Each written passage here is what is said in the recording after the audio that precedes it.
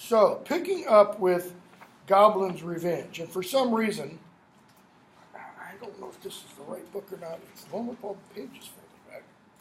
Well, some of them are. I don't seem to have page numbers written in anymore in here, so we're going to have to kind of struggle along.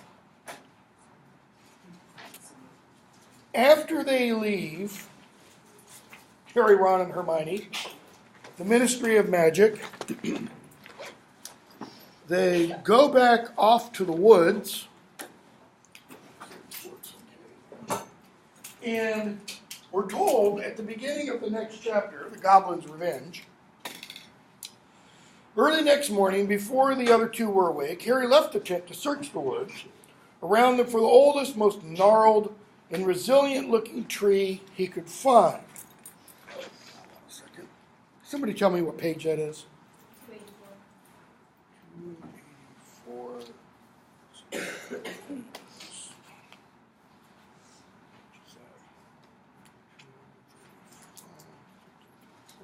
So that's plus 50 pages. There in its shadow, he buried Mad-Eye Moody's eye and marked the spot by gouging a small... Did we talk about this the other day? Okay. Getting mixed up with my night class. And gouged a small cross in the bark with his wand. Not much, but Harry felt that Mad-Eye would have much preferred this to being stuck on Dolores Umbridge's door. Then he returned to the tent to wait for the others. Why does he put a cross on the bark? Why does he carve a cross in the bark of the tree? I mean, if you're Jewish, you don't put a cross on the dead Jews, tombstone. If you're Muslim, you don't put a cross on it. If you're atheist, you don't put a cross on it. If you're anything other than Christian, really, you don't put a cross on it. So why does he put a cross over Moody's? Can't really call it his body, his eye. Maybe he's just been walking past cemeteries all his life and sees nothing but crosses and thinks that's what he's supposed to do. Okay, it's possible. Why else? I mean, that's as good an answer as I've actually ever heard. That it's just what it's expected.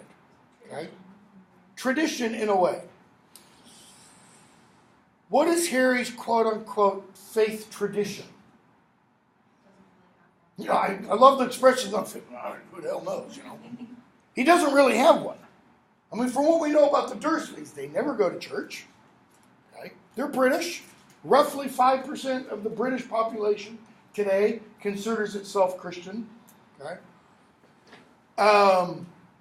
Based upon what he has said in previous conversations with a variety of people, it doesn't appear like he has any religious/spiritual underpinnings or beliefs or anything like that, with one exception, and it's a biggie.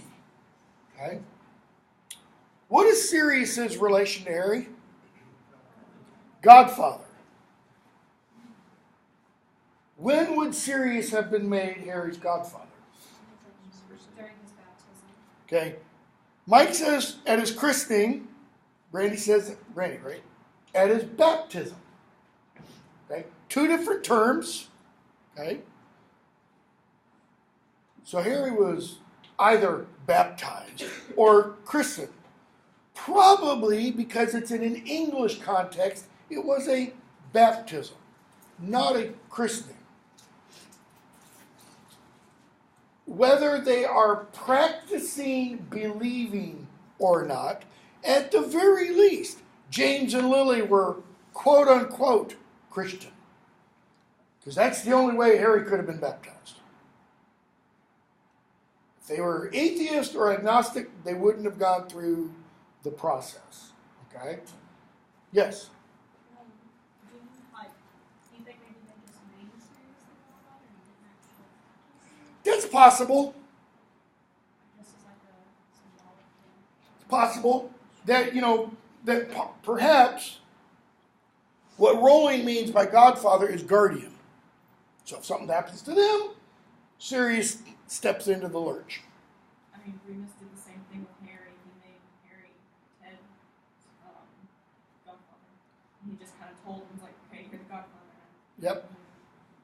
Okay, so it could be just because it's part of that what Gail referred to as tradition without going through any of the, other stuff. Now, we're going to see perhaps some of the other stuff a little bit later. Very next chapter, in fact. So just kind of leave all that hanging. So, Ron and Hermione wake up, and we're told Harry and Hermione think it's not a good idea to stay any one place too long. Okay? Ron kind of agrees. As long as what? They have food. We're told as long as wherever they move took them within reach of a bacon sandwich. Now, this seems really trite, but it's not. Why is Ron concerned with this? As Hermione will teach them, you can't make food out of thin air. Okay? I have a question about that, but you can transfigure items into animals. Yeah. So why couldn't you transfigure a limb into a snake and barbecue a snake? Or transfigure, Yeah, why eat snake? Transfigure a limb into filet mignon. If you're going to be able to transfigure, do it right, okay? Really good question, isn't it? That's one of those examples of she creates kind of laws for the world, and then they kind of fall apart. If you could transfigure a pincushion into a hedgehog, why can't you transfigure a rock? It's also inanimate, like a pincushion, into a chicken. Okay, maybe not a chicken because there's a size differential. How about a rat? Because you can cook rats. Might not be the first choice, but it's better than sludge, or whatever. So, they go off a variety of places, and one night, Harry is unable to produce a proper Patronus. He says, I'm wondering if there's Dementors around. And they talk back and forth about that. And we're told at the end of about the 6th paragraph or so, Ron says, so we still haven't got any food. Hermione, shut up, Ron. Harry, what happened? Why do you think you couldn't make your Patronus? You managed perfectly yesterday. I don't know. Ron kicks a chair leg. What? I'm starving. All I've had since I bled half to death is a couple of toadstools. When he was splinched. Okay. Harry, you go fight your way through the Dementors, because there's Dementors out in the woods and such. Well, I would, but my arm's in a sling, etc., etc.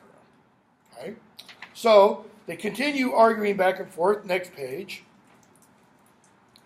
And Hermione says, let's take turns wearing the Horcrux. So nobody keeps it on too long. They're starting to realize, you wear the Horcrux too long, what kind of happens to your demeanor? Louder? Yeah, highly pessimistic. Nice way of putting it. You get irritated. Irritable. Nobody wants to be around you. Okay? Ron, great, said Ron irritably. Now we've sorted that out. Can we please get some food? Hermione, okay, but we'll have to go somewhere else to find it. We can't stay where we are because there's Dementors. So, they settled down for the night in a far-flung field belonging to a lonely farm from which they had managed to obtain eggs and bread. I love how Rowling puts that.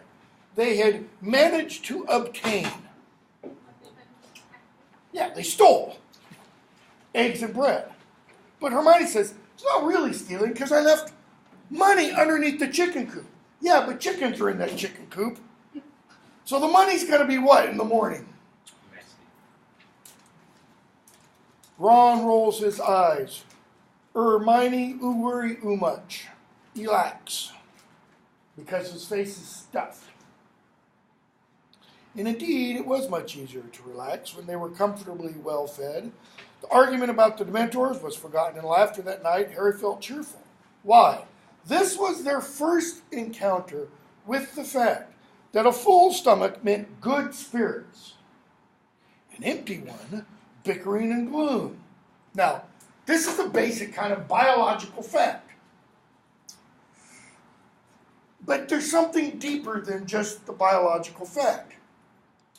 This is part and parcel of what Rowling has been doing since at least, I think, book 5. We could probably go back a little bit more. Where she juxtaposes this idea of the physical and, let's say, immaterial. Okay? The body and the soul. A fat body means what? Happy soul. A starving body means a not so happy soul. Okay? So what she's showing is that just as the other minister said at the beginning of book 6, things in our world, the wizarding world, have effects on the non-wizarding world, the physical world, for lack of a better way of putting it. Vice versa, things in the physical have an effect on the spiritual. Harry was the least surprised by this because he had suffered periods of near starvation at the Dursleys. Hermione bore up reasonably well on those nights when they managed to scavenge nothing but berries or stale biscuits, her temper perhaps a little shorter than usual. Ron, however, what? Had always been used to 3 delicious meals a day, courtesy of his mother or of the Hogwarts house elves, and hunger made him both unreasonable and irascible. And I think what that is indicating is Ron emphasizes more of this. Okay? Harry emphasizes more of this. Why? Because he's done without more of this, meaning more of the creature comforts of life. That's why he has a better developed character. Okay? And Ron's middle name, by the way, anybody remember what it is? Bilious. Comes from bile. Okay? Bile, which in the Middle Ages was thought to be associated with the passion of anger, rage. Okay? Who gets upset the easiest of the 3 of them? It's Ron. So, they go back and forth. Ron says, "Where next?" What does he mean?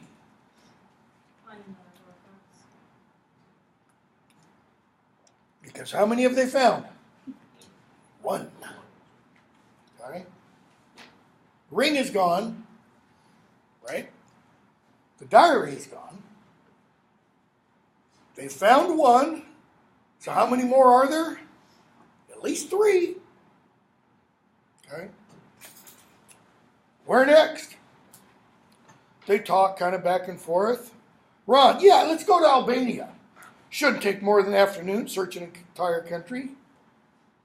Hermione, can't be anything there. Dumbledore said, we know the snake's not in Albania. And she starts to say Voldemort's name again, and he stops her. Okay. They go back and forth. They think about going to Hogwarts. They think about going to the orphanage where Voldemort was raised. Hermione says, we could try digging in the foundations. Harry, he wouldn't have stored it there. Why not? He hated it. Yeah, it's the exact opposite of a place of importance. Okay? So, they're bouncing around the countryside as they're thinking of where to go, talking where to go, never staying in one place more than a couple nights. And we're told autumn rolls over the countryside. And one night, they're in Wales, near a riverbank, and they're hungry. And Ron says, let's see, so what do I say this is about? 50 pages of, yeah, somewhere around 290? 292. Ron says, my mother can make good food appear out of thin air. Hermione. Well, let me back up. He prodded moodily at the lumps of charred gray fish on his plate. Harry glanced automatically at Ron's neck and saw, as he had expected, the chain of the Horcrux lying against Ron's neck. So Harry knows Ron's wearing the Horcrux, and this is why he's bitching. He wants to swear at Ron, but he doesn't. Hermione, your mother can't produce food out of thin air. No one can. Food is the first of the 5 principal exceptions to Gamp's law of speak English. What does Ron mean? Speak English, can't you? Shut the F up. That's what he means. I don't want to hear about Gamps, whatever. It's impossible to make good food out of nothing. You can summon it if you know where it is. You can transform it. You can increase the quantity if you've already got some. So there's your answer. You can't transform a log into food. Why? Because of the 5 principal exceptions to Gamp's law of elemental transfiguration. It seems to me if you could turn a pincushion into a hedgehog, you could eat the hedgehog. Well, if you've got eggs and you can increase the quantity. You got fish. You got fish. Yeah, exactly. I mean, That is the Shamus like blow himself up and trying to like yeah, That I don't remember. he was trying to turn water into rum in the first book. Okay. Seamus was? Yeah. Way to go, Seamus. I mean, I figured if you transfigured it, eventually it would wear off and then it would transfigure back in your stomach and then you'd have a log in your stomach. It's like, okay, well now you're unhappy. Okay. Well, and water's already technically a drink. Yeah, water's So already It's just changing the. liquid, water into wine. I mean, it's trying to be Jesus, but rum, not wine. So. Okay, so, well, don't bother increasing this. It's disgusting. Hermione snaps. Harry caught the fish. I did my best with it. I'm always the one who ends up sorting out the food. Because I'm a girl, I suppose. Ron, no, it's because you're supposed to be the best at magic. Shut up, you filthy little mudblood. Supposed to be? Hermione, fine. You do the cooking tomorrow, Ron. You can find the ingredients. In other words, did Harry just go out and go, oxio fish? he might if they do it later. He might have, okay? But at least Harry did it. Where was Ron, meanwhile? Sulking probably. Yeah, probably so. Sulking, sitting on his... Okay? So Harry tells them both to shut up because he hears a voice out in the woods. Okay? And we hear Griphook, Gornick, Hermione. Goblins. So the 3 of you been on the run how long? 6 weeks, 7. I met up with Griphook in the first couple of days, joined forces with Gornick not long after. Nice to have some company. What made you leave, Ted? Knew they were coming for me, replied mellow-voiced Ted. Harry suddenly knew who he was, Tonks's father. What did Lupin say when he offered to join their merry band of travelers? That she would be safe. Tonks would be safe. She's with her parents.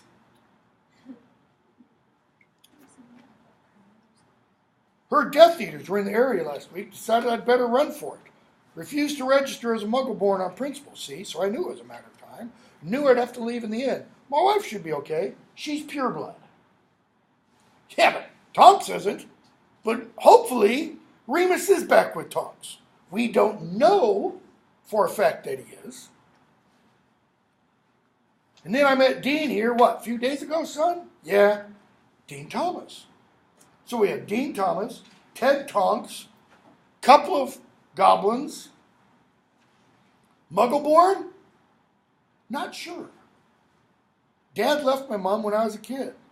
Got no proof he was a wizard, though. Then Ted speaks to Dirk. Surprised to run into you, please, but surprised. Word was you'd been caught. I was. Halfway to Azkaban when I made a break for it. Stunned, Dawlish nicked his broom. You get the idea or the impression Dawlish isn't necessarily all that advanced of a wizard. Don't reckon he's quite right at the moment. Might be confounded. Well, what is Dawlish's job? He's an Auror. Who's in charge of the Aurors? Pious Thickness. And he was Imperiist. Okay? So, Ted asked the goblins, and what about you two? How do you fit into all this? I thought the goblins were for you-know-who. We take no sides. This is a wizard's war. In other words, they think they're Switzerland.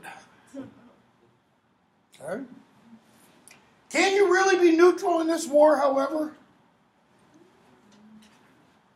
The deeper voiced goblin says, I deemed it prudent. Why? What did they ask you to do? Duties ill-befitting the dignity of my race. I am not a house elf. What about you, Griphook? Yeah, same thing. So they keep talking. And Ted Tonks says, Dean and we're missing something here. What are you not saying? So is Severus Snape, though he does not know it. Okay? Didn't you hear about that, Ted? About the kids who tried to steal Gryffindor's sword out of Snape's office? Okay, and you have to imagine Harry's ears at that point just whoop, grow a bit. Never heard a word. It's not in the prop. Of course it's not. So what happens? One of the kids who tried to take the sword was Bill's younger sister. Now that's got to make Harry a little nervous. Ginny sneaking into Snape's office. She and a couple of friends got into Snape's office, smashed open the glass case where he was apparently keeping the sword. Snape caught them. So what happened? Well, they thought they were going to get away with it. Snape decided the sword wasn't safe where it was. A couple of days later, once he got the say-so from you-know-who, he sent it down to London to be kept in Gringotts. Ted, I still don't get the point. What's the joke? It's a fake. The sword of Godric Gryffindor kept at Hogwarts was a fake. Griphook says, I know, because it's goblin-made, and we can tell a fake. Okay? So they continue talking. What happened to Ginny? And the others, the ones who tried to steal it. Now remember, Dean Thomas, which book? Book 6? Was one of Ginny's boyfriends. So, he might be a little concerned. Oh, they were punished. And cruelly, said Griphook indifferently. Okay? So you believe the story? Dirk asks Ted. You believe Snape killed Dumbledore? Of course I do. You're going to tell me anything Potter had to do with it. Dean, I know Harry Potter. And I reckon he's the real thing, the chosen one or whatever. Okay? They continue talking. And Harry, Ron, and Hermione leave them alone as they kind of go off. And Hermione says, okay, time to pull out the portrait of Phineas Nigellus. Because she has her magic Mary Poppins bag. If anybody can tell them what happened in Snape's office, it's Phineas Nigellus. Okay? So, she pulls him out. What does he tell them? Ginny, Luna, and Neville got for punishment for attempting to steal something from Snape's office. Get sent to the forest with Hagrid, right? Detention with Hagrid in the Forbidden Forest. For attempting to steal something from Snape. What did Snape threaten Harry with when Dobby stole the gillyweed? And Veritaserum. He said, it wouldn't take much for this to accidentally get spilled into your drink, Potter. All right? So Harry says, Snape might have thought that a punishment, but Ginny, Neville, and Luna probably had a good laugh with Hagrid. Forbidden Forest? They faced plenty worse than the Forbidden Forest. Big deal. Okay. Harry understands that. He makes that assertion, but he doesn't take the next step. What should be the next step? Why? Why would Snape only give them that punishment? Doesn't make sense, right? Doesn't fit with Snape's character. What kind of punishments did Snape give Harry in the past? Take all kinds of points off. Right? Not that points mean anything anymore. But it's usually a lot more severe than going off into the Forbidden Forest with Hagrid. What does Snape know about Ginny, Neville, and Luna, first of all? Dumbledore's army. Who else is, quote unquote, kind of part of Dumbledore's army? Hagrid, in the sense that he's a member of the Order of the Phoenix. Okay. What would be a more fitting punishment for Snape to give these three? Detention with the Caro twins. They'd be like, okay, little boy, go play with John Wayne Gacy. Okay, little girl, go play with Ted Bundy. Okay, anybody, go play with Jeffrey Dahmer. Go have cooking lessons with Jeffrey Dahmer. If you don't know who he is, look him up. Okay? It'd be something like that. So why doesn't he go the next step? He doesn't want to. The bias against Snape, exactly. Okay. So, Hermione asks, can you tell us when the sword was last taken out of Dumbledore's office? Last time I saw the sword was when Dumbledore used it to break open a ring. And the light bulb goes off. That's why Dumbledore wanted to leave it to Harry. You can use it to destroy Horcruxes. Okay? So he made a copy. He put the fake one in the glass case. Then where's the real one? So now, do they not only have to go and find the missing Horcruxes, but it's kind of like, on Harry's to-do list, find Horcruxes, kill Voldemort, get Gryffindor's sword. Okay? So they keep Harry and Hermione, they're kind of on a roll, so they're trying to think of where it could be. Well, maybe it's in the Shrieking Shack, or maybe it's in Hogsmeade. Snape knows how to get in, so it wouldn't be there, would it? Ron, meanwhile, is just sitting there. He goes, oh, remembered me, have you? What? No, carry on. Don't let me spoil your fun. Harry, what's the problem? Well, there's no problem, not according to you. It starts to rain. You've obviously got a problem, Ron, Harry says. Spit it out. Ron swings off his bed. All right, I'll spit it out. Don't expect me to skip up and down the tent because there's some other damn thing we've got to find. Just add it to the list of stuff you don't know.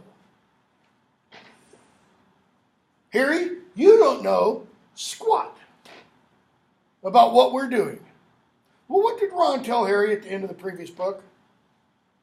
We're with you, mate. No matter what comes, I'll be right here beside you. Unless I get hungry and tired. Harry, I don't know. I don't know. Ron, it's not like I'm having the time of my life here. I imagine Harry's thinking, and I never promised you would. Harry, I thought you knew what you'd signed up for. Yeah, I thought so too. So what part of this isn't living up to your expectation? In other words, where did the glossy brochure tell the lie about your great vacation from Hogwarts, We thought you knew what you were doing, says Ron. We thought Dumbledore had told you what to do. We thought you had a real plan. Well, did Dumbledore actually tell Harry what to do? Did he actually tell Harry, Harry, I'm going to die. You have to go find all the Horcruxes.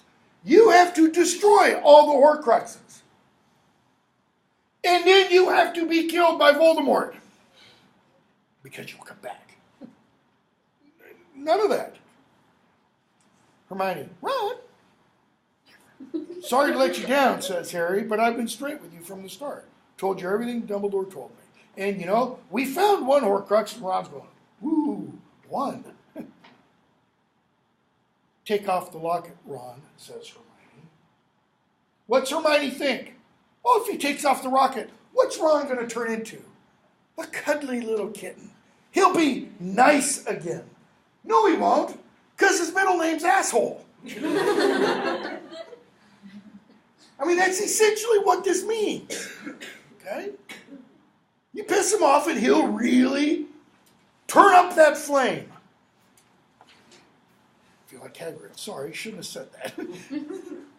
Recorded for posterity.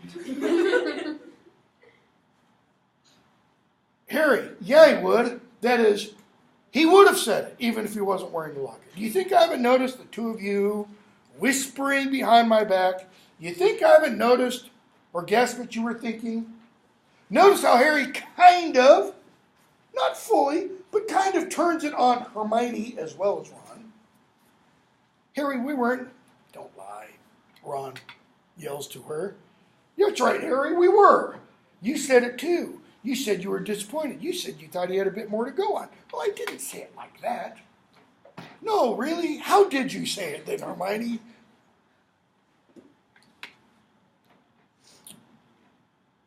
So why are you still here? It's almost like Harry goes up to the tent, throws open the flap. There's the door. Don't let the flap hit you on the way out. Search me. Go home then. Maybe I will. Didn't you hear what they said about my sister? But you don't give a rat's fart, do you? Really? Do you think Harry doesn't care what happens to Ginny? What an ass. It's only the Forbidden Forest. Harry, I've faced worse Potter, doesn't care what happens to her in here. Well, I do, all right. Giant spiders and mental stuff. What's the mental stuff that's in the Forbidden Forest? Centaurs, giants. Centaurs, and that's not mental stuff. I think when he says mental, he means like crazy stuff. Okay. Yeah. Not like actual. Yeah. I mean, yeah, that is the surface level meaning. But I think because it's Ron saying it, spiders for Ron are what? Mental stuff.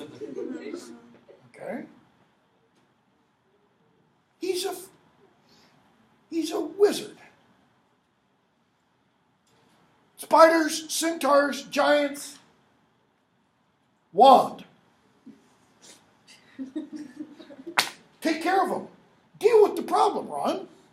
Okay? He should be able to. Ginny should. You think Ginny's afraid of going in the Forbidden Forest? Hell no. Ginny's like, yes, please. The deeper, the better. This will be fun. Neville maybe, wants to hold Luna's hand or something. But Luna's probably, la, la, la, Oh, look, Crumplehorn Snorkax or whatever. Harry, I was only saying she was with the others. They were with Hagrid. Yeah, I get it. You don't care. The Weasleys don't need another kid injured. Did you hear that? Why? Because George is holy now. You didn't bother what it meant, though. Hermione, I don't think it means anything new has happened, anything we don't know about. Think, Ron, Bill's already scarred. Plenty of people must have seen that George lost an ear by now. And you're supposed to be on your deathbed with Spattergroit. Oh, so you think it's all fine then?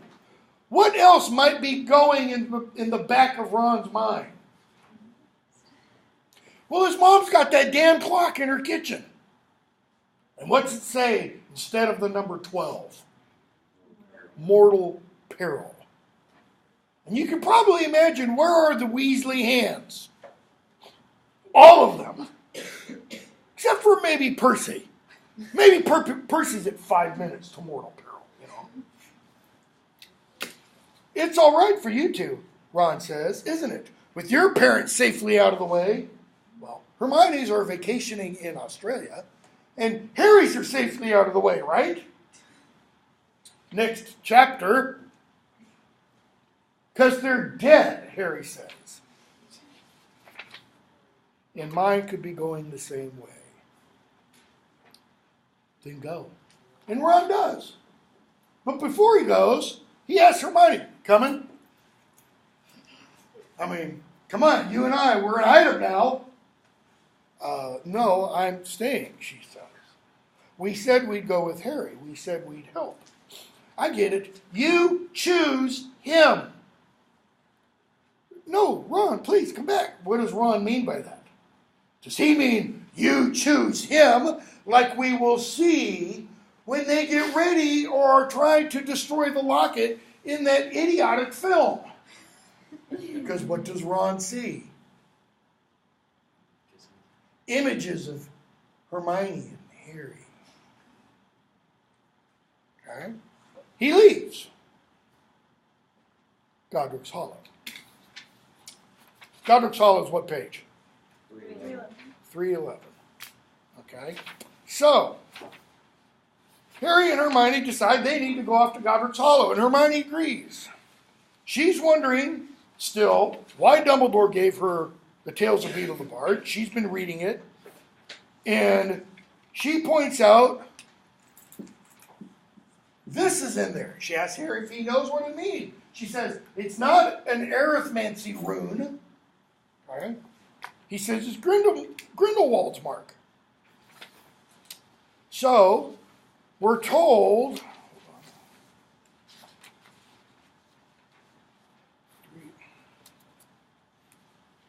254, so that is 56 pages. So, somewhere around, I have to do math, 318 or so, we read, he was about to go home, about to return to the place where he had had a family. It was in Godric's Hollow that, but for Voldemort, he would have grown up and spent every school holiday. Anybody find it? 321. Okay, that shouldn't be right. He could have invited friends to his house. He might have even had brothers and sisters. It would have been his mother who baked his 17th birthday cake.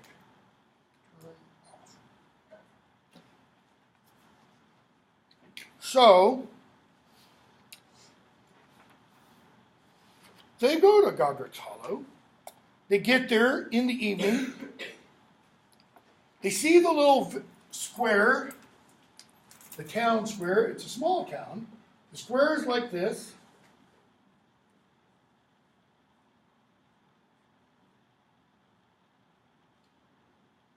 Got a walkway around it, and right in the center of the square is a monument.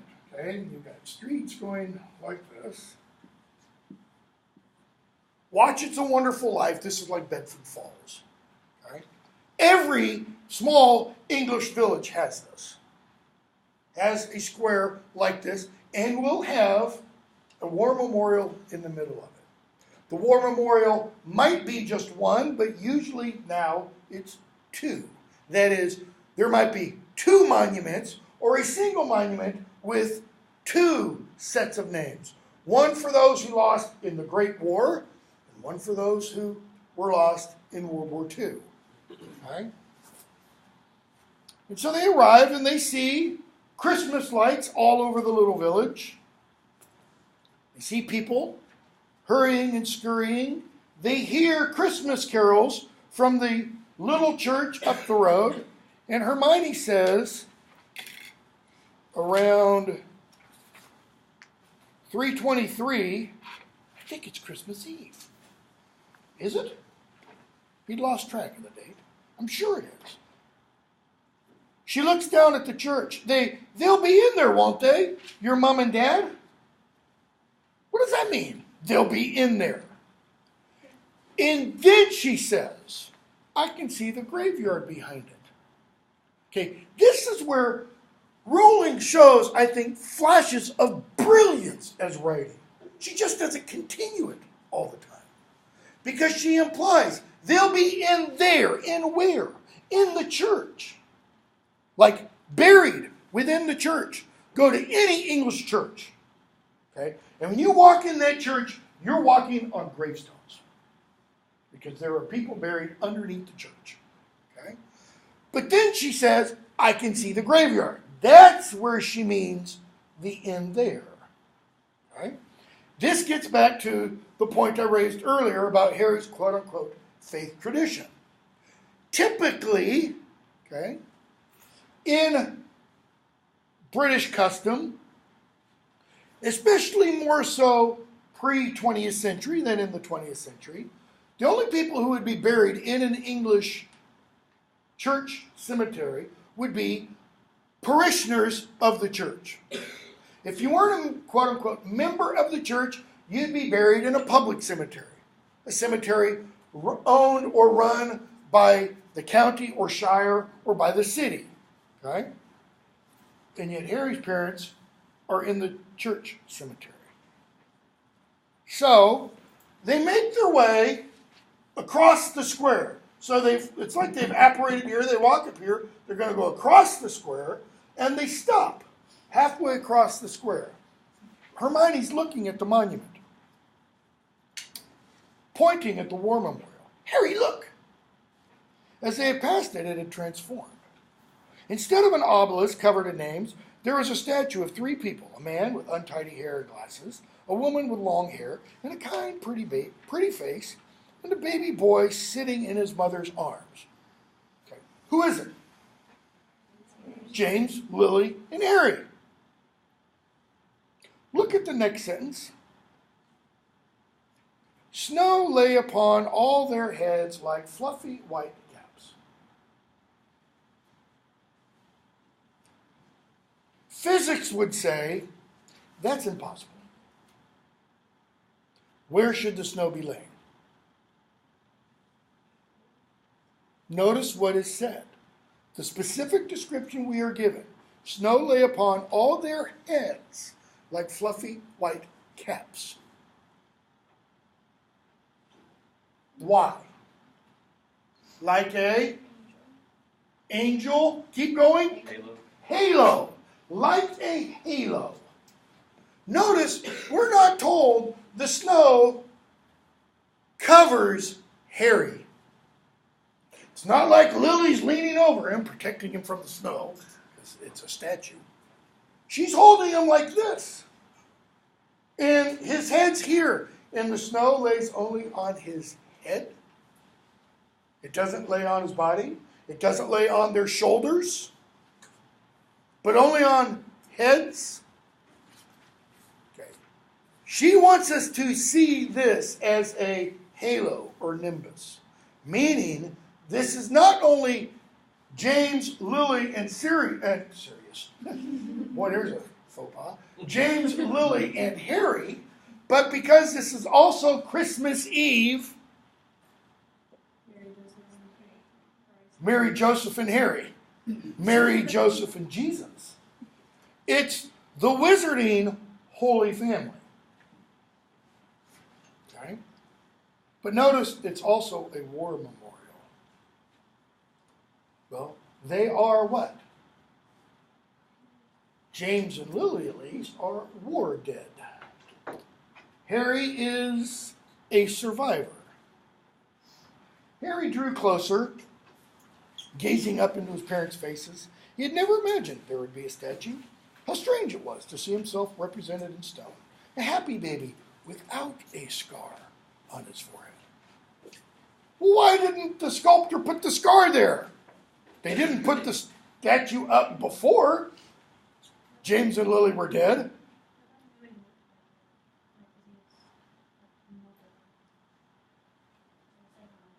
Is this put up by muggles? No, it wouldn't transform otherwise. This is a wizarding sculpture. Okay? Well, everybody in the wizarding world knows. Blimey, are you Harry Potter?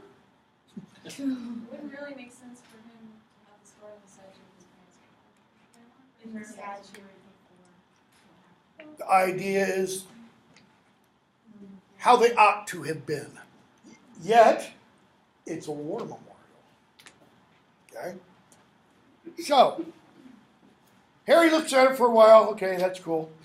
Let's go. They go down to the church. As they grow closer to the church, the music, the singing of Christmas carols grows louder. These are traditional English. They're not singing Rudolph. They're not singing Have Yourself a Merry Little Christmas. They're not singing, all I want for Christmas is my 2 front teeth, etc. Because it's in a church. And Harry gets kind of choked up. Why? The power of Christmas is suddenly sinking in. He's having a religious experience. He's going to fall down on his knees and say, "Save me, Jesus." Nope. He's thinking of Hogwarts. He's thinking of Christmas carols in the Great Hall at Hogwarts. He's thinking of the 12 Christmas trees in the Great Hall at Hogwarts. Why 12? Oh, I don't know. 12 tribes of Israel? 12 apostles? Okay. He's thinking of Peeves blowing rude, sounds and making rude gestures. They get to the gate of the graveyard and they walk in. Harry goes to the nearest grave. Okay? And what's he see? Look, it's an abbot. Could be some long-lost relation of Hannah's. Hermione, shh, keep your voice down. Harry's probably like, why? They're all dead. Well, there's still people in the church. They go deeper and deeper into the graveyard. And Hermione, and rats, I did it again. Hermione says, "Harry, look, is it?" He says, "No, but," hold on.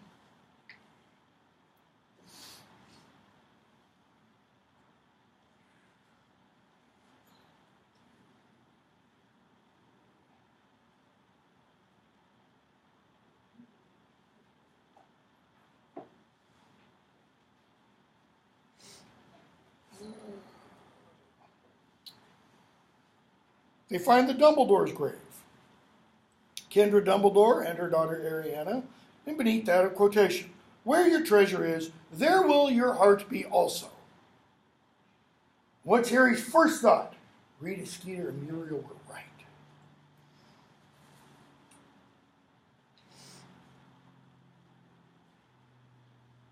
He reads the words again. Where your treasure is, there will your heart be also. Doesn't know what they mean. What else doesn't he know? Where they're from. He doesn't have a clue about this. Okay? So, because Harry didn't have Google, he couldn't pull out his phone and Google it.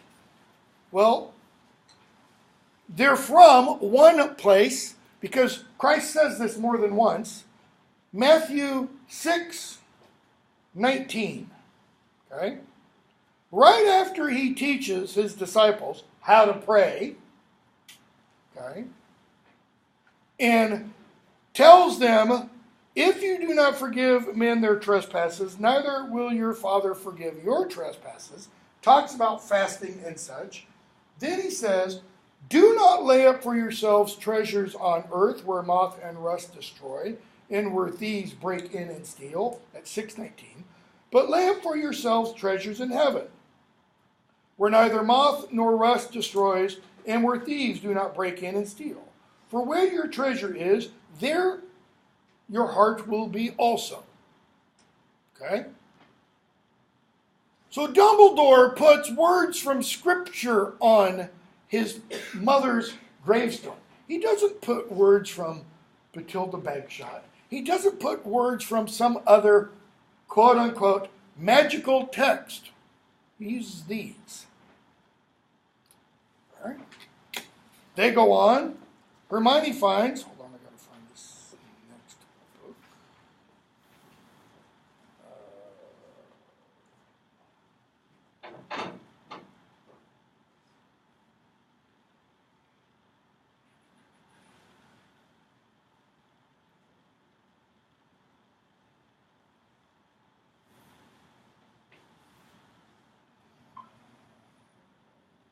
There it is. They find other graves. Hermione says, oh, look. And she's, oh, no, sorry. Thought it said Potter. And he says, Harry, come back a second. And she sees the mark from the book. The mark that Xenophilius Lovegood was wearing on his bright yellow robe. Harry's like, cool. It's not what I'm here for. It says, notice, I'm going to keep looking for my parents. All right? The darkness and silence seemed to become all of a sudden much deeper. Harry looked around, worried, thinking of Dementors, then realized that the carols had finished, that the chatter and flurry of churchgoers were fading away as they made their way back into the square. Somebody inside the church had just turned off the lights. Notice that. Notice what goes on in Harry's mind. He's still essentially at the same place in the graveyard. But the darkness and the silence become deeper, and he immediately thinks of Dementors. Well, what do Dementors do? Cause despair. Another way. Take away all joy. And then he realizes, what has happened in the church? People stopped doing what? Singing the carols. So they stop singing the carols, and it has the same effect as Dementors. So if stopping singing carols has the same effect of Dementors, what does singing carols do? The opposite. Okay? It increases joy. Hermione, Harry, they're here. James Potter, born 27 March 1960, died 31 October 1981. Lily Potter, born 30 January 1960, died 31 October 1981. The last enemy that shall be destroyed is death. And Harry's like, well, it's a Death Eater idea. And Hermione's like, no, Harry, it means, But he doesn't know. Living beyond death, living after death. Hermione, being raised entirely Muggle, okay, not knowing anything, like Harry not knowing anything, but I think being raised slightly more traditionally British than Harry, has an inkling. She has probably attended some kinds of services like, I don't know, Nativity or Christmas and Easter. She is nominally, let's say, religious. Because she's familiar with this, in some sense at least. Well, what's that from? That's from 1 Corinthians 15, which is all about resurrection. The entire chapter, right? Paul's writing about, death, how death came into the world. As in one man all men died, so in one man all men are made alive. And he goes on. That's verse 21. For since by man came death, by man came also the resurrection of the dead. For as in Adam all die, even so in Christ all shall be made alive. But each one in his own order. Christ first, blah, blah. Then comes the end. When he, this is God, Christ, delivers the kingdom to God the Father, when he puts an end to all rule and all authority and power, for he must reign till he has put all enemies under his feet. The last enemy that shall be destroyed is death. Well, isn't that essentially what Voldemort is after? Destroying death? It is for himself, not everybody else. Okay? The last enemy that should be... Does Dumbledore put that on Harry's parents' grave just because it's a nice thought? Well, for Harry, it's not a nice thought. How do you know? But they were not living, thought Harry. They were gone. In other words, that sentence is a lie for Harry. The empty words could not disguise the fact that his parents, here's how empty those words are. His parents' moldering remains lay beneath snow and stone, indifferent, unknowing. To Harry's mind, his parents are what? Totally, completely, irrevocably gone. Not only gone, indifferent. What does indifferent mean? Yeah, we have a phrase today that describes indifference perfectly. Somebody says something and you go, whatever. What's whatever mean? I don't give a damn. That's what it means. Okay? That's what Harry thinks his parents are to him now. Why? Because they're 6 feet under. Is he thinking anything about their souls? Nope. Is he remembering looking in that mirror? He looks in the mirror the first time. What does he see? He sees his mother and she's smiling and doing what? Waving. Really? Smiling and waving. He puts his hand back, and what does she start to do? That's when she starts to cry. Why? Because she sees at that moment that Harry sees her just a shadow of his deepest heart's desire. And he just loses it. Just bursts into tears. Why? Is this Harry's lowest spot? Is this the lowest he'll ever get? Nope, that's coming up. But what is this for him? What has he never had before? Closure. This is closure. This is the utter reality of my parents are dead. Dead. Not just in some far off past they were. This is, I could do what Tom Riddle did, okay, and do what? Pull up out of the ground the dust of his parents. He could do what he does later on when he digs Dobby's grave. He could dig this sucker up and pull the skull of his father out and say, "Alas, poor James, I didn't know him well." Go all Hamlet on us. Hermione puts her arms around him, and he just, lets it flow. Okay? So, they go off to Bathilda Bagshot's. And Harry goes in, and he has a nice talk with old Bathilda, old Betty Bagshot. And what happens? Betty isn't what she appeared to be. And he gets attacked. Hermione rescues him. And what happens in the rescue? His wand is broken.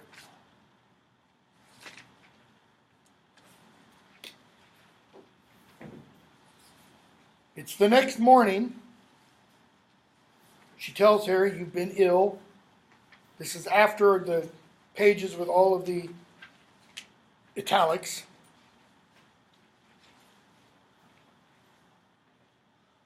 And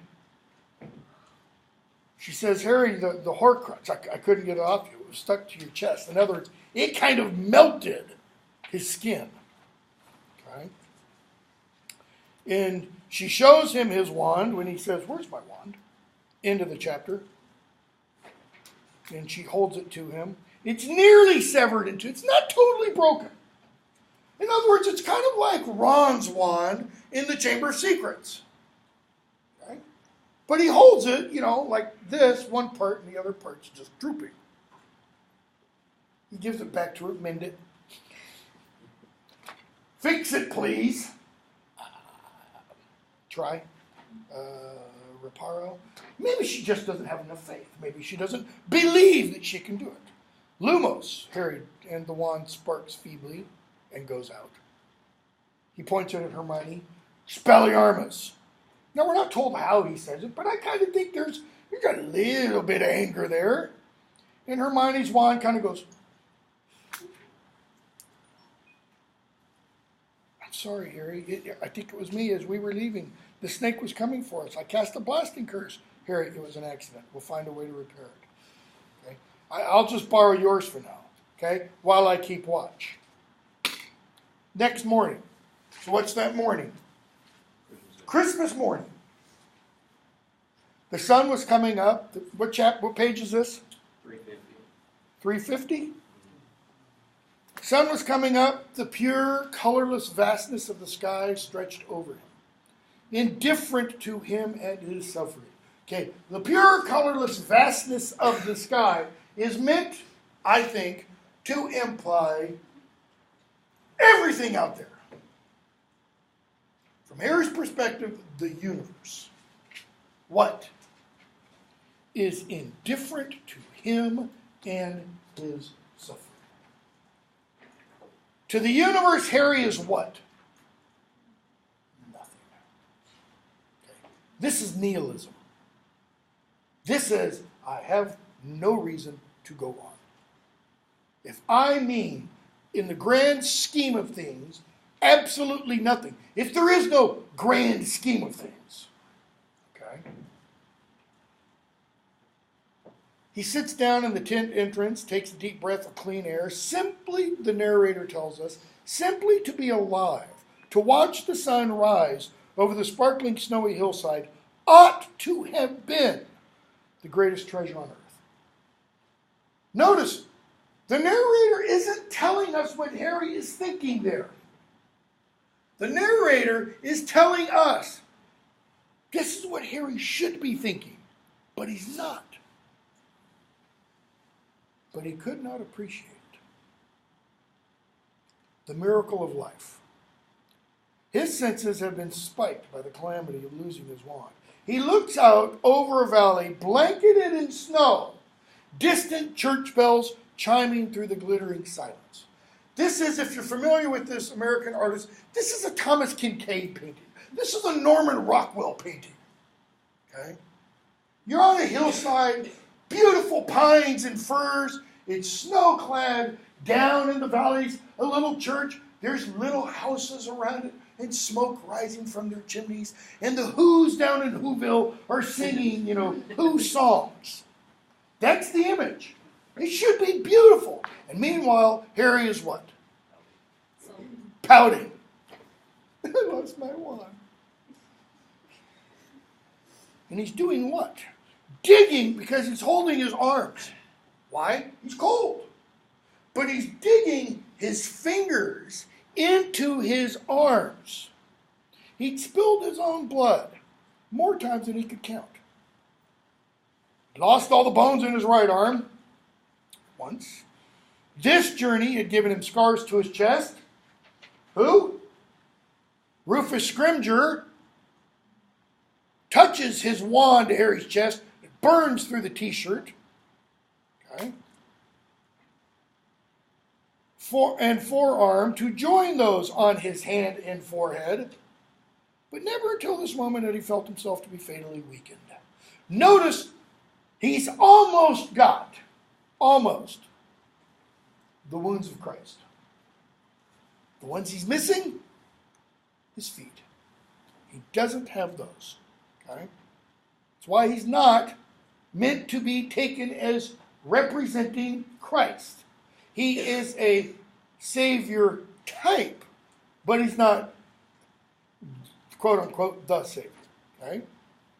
Notice, now he feels fatally weakened. Voldemort's going to find me and what? I'm defenseless. Is this the source of his uncommon skill and power? Okay. So he sits there. He's really angry at Dumbledore. Hermione comes in and says, "Hey, Harry, I want to talk to you." And he doesn't really want to talk. And instead, they start to read. They read what Rita Skeeter has written about Dumbledore, including the letter that Dumbledore writes to Gellert Grindelwald. The same Gellert Grindelwald that he defeated in 1945 and locked up in Nuremberg prison. Nuremberg sounds similar to Nuremberg, which was the site of the Nazi war trials. Okay? And what does he say? Your point about wizard dominance being for the muggle's own good, this, I think, is the crucial point. Yes, we've been given power. Yes, that power gives us the right to rule. There is no such thing as good and evil. There is only power and those too weak to seek it, Voldemort taught young Quirrell. But it also gives us responsibilities over the rule. We must stress this point. Where we are opposed, as we surely will be, this must be the basis of all our counter-arguments. We seize control, what? For the greater good. That's the argument every utilitarian makes. We're doing this what? For your good. Every tyrannical government says that. Every single one. It's what Hitler said. It's what Stalin and Lenin said. It's what Mao said. It's what Castro said. It's what the original Kim said, who founded the North Korean state. Everyone says this is for the good of all the people. Okay? And yet, who does it always and invariably become the good for? Those in power. Okay? They keep reading it, and Hermione says, when they finish, Harry, and he just shakes his head. In other words, don't even go there. Just don't say a word.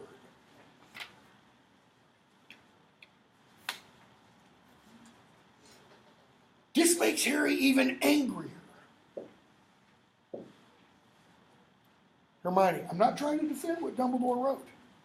All that right to rule rubbish, it's magic is might. All over again.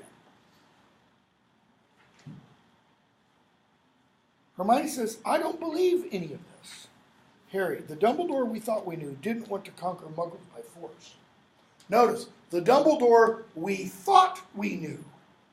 Harry's implying that when he knew Dumbledore, Dumbledore had currently, at that time, late in his life, these dark, sinister thoughts.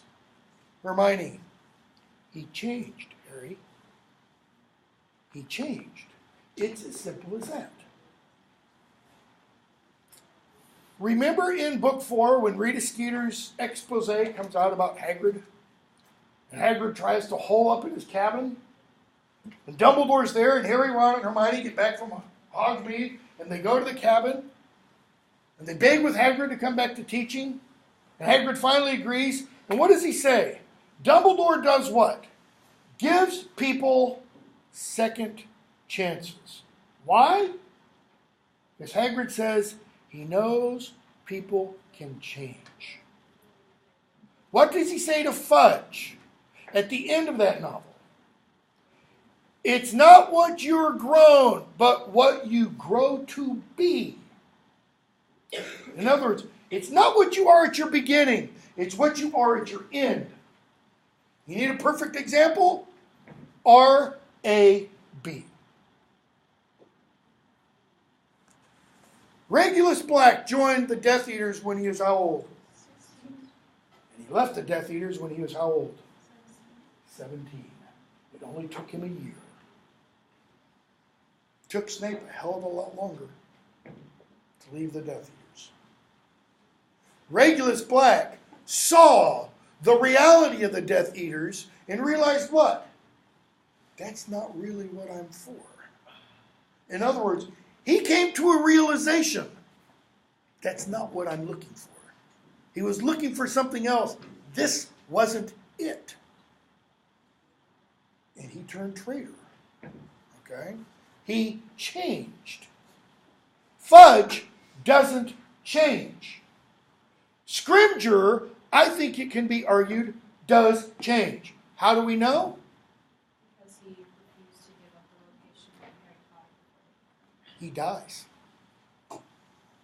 He dies for the ministry And essentially, you could say for Harry. Okay? He changed, Harry. He changed. It's as simple as that. Maybe he did believe these things when he was 17. Every one of you, I bet, believed some things when you were 17 that today you look back on and go, boy, I was stupid. Guess what? Add 40 years and you're going to go, boy, I was really stupid.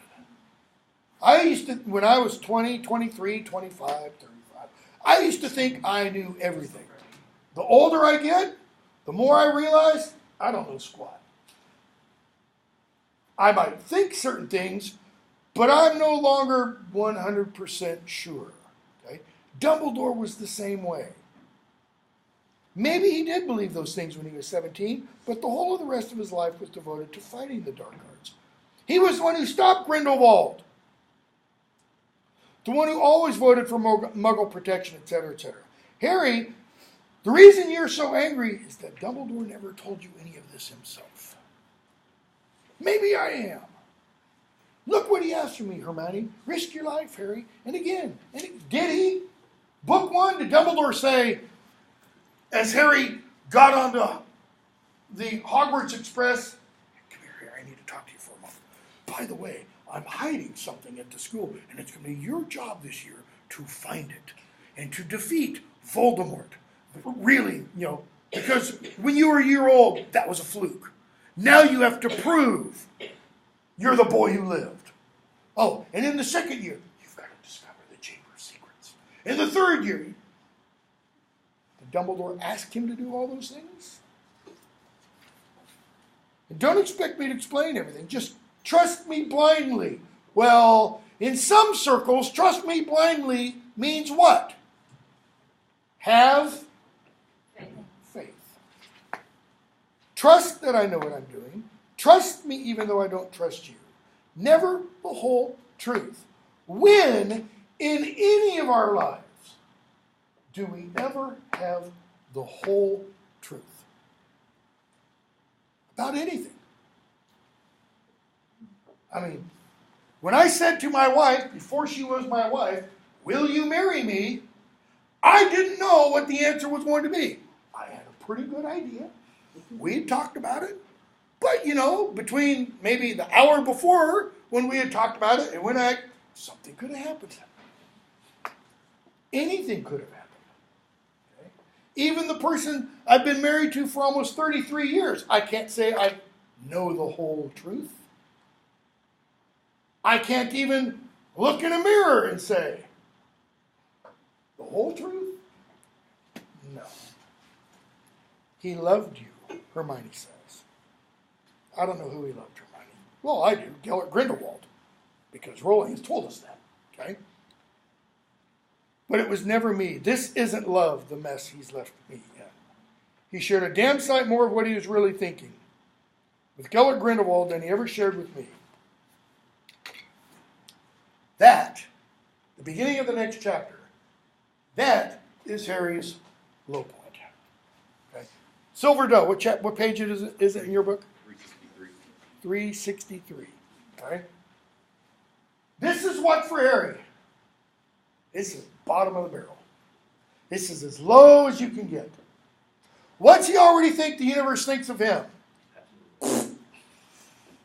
You're a mistake. He's adopted kind of the nihilistic viewpoint. All of us have no reason for living. We're just like short people, according to the Newman song. Okay? We're just an accident of history. So he goes and sits out in the darkness. Why? Because, let the darkness come, my old friend, as Simon and Garfunkel sang.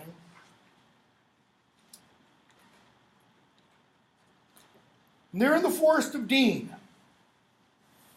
Forest of Dean, why? Because Rowling used to go there as a child when she lived in Gloucestershire. Okay?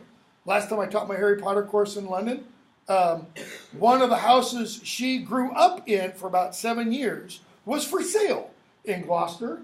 The interesting thing about this house, it had been bought by an American film producer. He bought it for relatively inexpensively and tried to sell it for like third of a million or something like that. But the interesting thing about this house is, one, it had a cupboard under the stairs and a trap door to the cellar. So it had the Chamber of Secrets, and it had Harry's bedroom. Okay? I think I've still got the article in the newspaper that talks about it. So he's out there, 2 nights of little sleep, page 363 or 64. His senses are all wired, because what happens when you don't sleep much? Okay, you hallucinate, you get jittery. His senses are on edge. He sits there. He almost takes out the Marauder's map to see what Ginny's doing. Stalker, you know. And he sees a light out in the forest. And he goes and he follows the light. It's a silver white doe. Like a Christmas decoration, but it's all lit up. Okay? And moving. Not just head up and down, but walking off, and he follows this thing. Okay, now what would a rational person kind of suggest at this point? Really? Is this a smart thing to do, to be following something you don't really know what it is when you're being hunted? He follows it. It turns and looks at him. She turned her beautiful head towards him once more. Harry breaks into a run, and it disappears. He's got Hermione's wand, Lumos. The imprint of the doe fades away, and Harry sees a frozen pond, not a big one. This isn't like a 30 or 40 foot. It's like, I kind of imagine, maybe 10 feet in diameter. Something gleamed in the light of the wand, and Harry spun around. Small frozen pool, cracked black surface, glittering as he raises the wand. Well, why is the surface cracked? We find out in a moment. He looks, and down beneath the ice, a great silver cross. It's not accidental that she uses that language. Because then what does he notice? His heart skips a moment. Okay, are we told how many days after Christmas this is? We're not given an exact number. He drops to his knees. Why? So he can get closer. And when he gets closer, he sees, oh, it's not a great silver cross. It's the sword of God, Gryffindor, which is a great silver cross sword. Why? Because it is shaped essentially like this. Blade, hilt, pommel, and the pommel has on it rubies the size of eggs, we're told. All right? A glint of deep red, a sword with glittering rubies in its hilt, the sword of Gryffindor, was lying at the bottom of the forest pool. Well, how does he know it's the sword of Gryffindor and not the fake one? The fake ones are green. Fake one's at Gringotts. Okay? So he thinks, how is this possible? Harry asks himself, what did Dumbledore say? Only a true Gryffindor could have pulled that out of the hat? What were the qualities that defined a Gryffindor? Daring, nerve, chivalry. So Harry breaks the ice. And what does he have to do? Can he go, Accio sword? He tried. Has to go in and get it. Why? Because he has to do something where he doesn't have the outcome. Okay. Why else? This is an image. It's symbolic. He has to go in the water, right? So he goes in the water. I'll grab it with my toes and, What's he have to do? Baptize into it. He's got to go all the way under to pull out the sword cross thing, cross sword thing, however you want to put it. Okay? He's wearing the Horcrux around it. Get my beard out of the way. Around his neck, so that when he grabs onto the sword, what's the necklace do? Why? It's trying to defend itself because it knows something that can destroy it. Okay. That's the deeper reason. The more surface level is Gryffindor, Slytherin. Gryffindor, Slytherin. Okay? Now, I don't know that Rowling knows this tradition, and we'll stop with this, but I think she does. In the Eastern Orthodox Church tradition, there's the Feast of Epiphany. You have the Feast of Epiphany also in the Western Church tradition. It's on January 6th. Okay? In the Orthodox tradition, in January 6th, you have what's called the Great Blessing of the Waters. Okay? Priest goes out, says some words, prays, dips across in water 3 times, and it blesses all the waters of the world. Okay? But then they do one other thing. This is an add-on. This isn't part of the actual ritual or tradition. The priest takes that cross and chucks it out into the water. And the young men strip down to their swimsuits and dive in after it. See who can be the first one to retrieve it. Cross, water, retrieved. And they do that even in places like Siberia, where they will break the water first, throw it really fast, because in Siberia, January 6th, that water freezes back within minutes. Just the other day in Siberia, it was 69 below. Doesn't usually hit that till January. That air will start moving over the Arctic and come down here beginning in the middle of next week. Not 69 below, but it's going to be in the 40s and the 20s here. Okay? That's where our polar vortexes kind of come from. I think Rowling is familiar, at the very least, with that tradition. Now, the tradition is nice if you're down in Tarpon Springs, Florida, Greek community, or you're in Greece in the Mediterranean. Northern Michigan, Siberia, not so much. Okay, we'll pick up with when Ron rescues Harry. And then finish this, supposedly, on Tuesday. Tuesday's last day of class. I will be posting or sending out today or tomorrow